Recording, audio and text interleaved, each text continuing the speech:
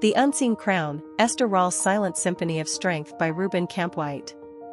We knew Esther Rolle, the matriarch, the steady hand that guided families on our screens. She was Florida Evans, the embodiment of resilience, the voice of reason amidst the chaos. But beneath the familiar contours of her beloved characters lay an ocean, deep and turbulent, of struggles and triumphs that most of us never glimpsed. Her life was a magnificent oak, its roots twisting through unseen earth, drawing strength from a soil that was often unyielding and unforgiving. Imagine a painter, creating vibrant masterpieces with a brush that felt like lead in her hand. Esther's early life was a canvas stretched taut with deprivation. Born into a sharecropper's family in Florida, her childhood was a symphony of labor, where the sun beat down with the intensity of 1,000 spotlights, and every sunrise brought the promise of aching muscles and calloused hands. Yet, even then, a flicker, a nascent ember of artistry, burned within her. It was a whisper of a dream in a world that demanded shouts of survival. The migration north was not a journey of liberation but a step into a new kind of wilderness. New York City, a glittering mirage, held promises that often dissolved into the harsh realities of limited opportunities for Black women. Esther, a diamond in the rough, found herself polishing the floors of others, her artistic spirit a caged bird, singing silently in the confines of domesticity. Each scrub, each polish, was a prayer, a yearning for a stage larger than the living rooms she meticulously cleaned. This was her crucible, where the steel of her character was forged, not by the applause of an audience, but by the quiet dignity of honest work. Beyond Esther, the spotlight of talent extended to her siblings. Unknown to many, Esther Rolle was one of 18 children, and among them, 2 of her sisters also carved out their paths in the acting world, Estelle Evans and Rosanna Carter. Estelle Evans, her older sister, made a memorable mark as Calpurnia in the iconic 1962 film To Kill a Mockingbird. She also appeared in The Learning Tree, 1969, and had guest roles on television shows like Naked City, The Jeffersonses and even Good Times in 1975, playing a character named Alice. Rosanna Carter, another sister, also pursued acting, with credits including The Brother from Another Planet, 1984, Law and Order, The Cosby Show, and a guest appearance on Good Times as Cora in 1974.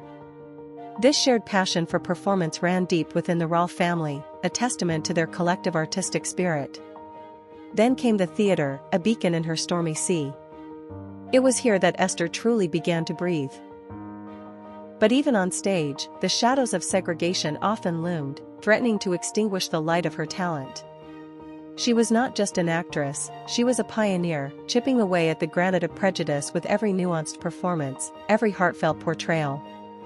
Her skin was a testament to her heritage, and in an industry that often sought to diminish, she stood tall, an unyielding monument to Black excellence. She carried the weight of expectation, not just for herself, but for generations yet to come, a silent promise whispered to the winds of change. Her entry into mainstream television began not with Good Times, but with Maude, a spin-off of the groundbreaking All in the Family.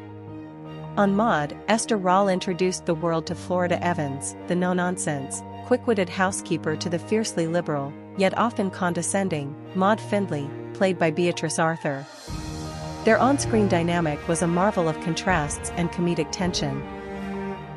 Florida, with her calm resolve and sharp retorts, often served as Maude's moral compass and reality check, highlighting Maude's unintentional hypocrisy with a look or a perfectly timed one-liner. The relationship between Esther Rolle and Beatrice Arthur, while professional, was built on mutual respect for their craft. Both were formidable actresses, commanding their scenes with powerful presences. Florida's popularity on Maude was undeniable, audiences connected deeply with her intelligence, dignity, and resilience in a world that often tried to define her by her circumstances.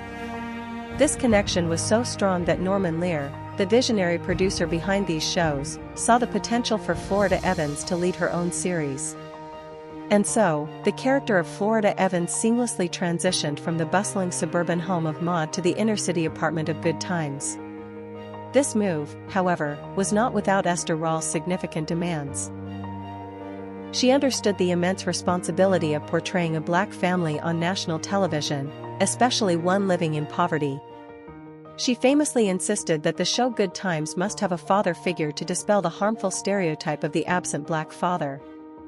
This was a non-negotiable point for her, a testament to her fierce dedication to authentic representation. Thus, James Evans, played by John Amos, was introduced as her husband, creating the first nuclear black family sitcom on network television. Her portrayal of Florida on Good Times was not merely acting but an excavation of her soul. She breathed life into a character who mirrored the struggles of countless black mothers across America, fighting for dignity, nurturing hope in the face of despair, and holding her family together with threads of unwavering love. However, the show itself became a source of significant struggle for her, a conflict that deeply impacted her and her relationship with the show's direction. This struggle reached its poignant peak with the tragic death of James Evans. In one of the most iconic and gut-wrenching scenes in television history, Florida learns of her husband's sudden passing. Esther Rolle's performance in that moment, when she utters the unforgettable cry of damn, damn, damn, wasn't just acting, it was a raw, visceral eruption of grief that transcended the screen. It was the howl of a shattered heart, a cry that resonated with millions who had experienced similar, sudden losses. This scene, more than any other, cemented her legacy as an actress capable of immense emotional depth and authenticity. It was a moment of television that became a touchstone for depicting black pain and resilience with unflinching honesty, a testament to her profound artistry and commitment to truth. Esther Rolle envisioned Good Times to portray a strong, dignified black family facing real-life challenges. She, along with co-star John Amos, advocated for the show to tackle serious social issues and to depict authentic black experiences. A major point of contention and a source of her deep dislike was the increasing focus on the character of J.J. Evans, played by Jimmie Walker. Rolle and Amos felt that J.J. character was becoming an exaggerated, buffoonish caricature, and that this portrayal contributed to negative stereotypes about African American families. They believed it detracted from the show's original intent and seriousness, shifting it towards superficial comedy rather than meaningful social commentary. This artistic divergence created significant tension behind the scenes. While it was often rumored that Esther Rolle disliked Jimmie Walker, the reality was that she disliked the direction the J.J. Evans character was taking, not the actor himself. Jimmie Walker, however, has stated that he did not have a good relationship with Esther Rolle and that they just didn't talk much. This artistic disagreement ultimately led to Esther Rolle's departure from the show after the 4th season, as she found it increasingly difficult to influence the show's direction without John Amos, who had also left due to similar concerns. She even requested that her character's brief marriage to Carl Dixon not be mentioned upon her return, further highlighting her desire for a certain level of dignity for Florida. Even as she became a beloved icon, these artistic compromises inherent in the show's comedic tone became a thorn in her side, a dissonance in the beautiful melody of her craft. She yearned for more, for stories that truly reflected the profound realities of her community, not just the laughter. This was her Samson's struggle, battling for artistic integrity even as she delivered an unforgettable performance, knowing that every laugh sometimes masked a deeper, more painful truth. Esther Rolle's journey was not a smooth ascent but a relentless climb up a jagged mountain. She carried the torch of her ancestors, illuminating pathways for those who would follow. Her quiet strength, her unshakable dignity, and her unwavering commitment to authenticity were not just traits of a remarkable actress, but the very essence of a life lived with profound purpose. When the final curtain fell on her life, it wasn't an ending, but a resounding echo, a testament to the power of a single soul to transform hardship into a legacy of enduring inspiration. She didn't just play strong women. She was strength, a living, breathing testament to the unyielding spirit of the human heart, leaving behind not just memories, but a blueprint for how to live a life of meaning against all odds, her crown invisible, yet undeniably present.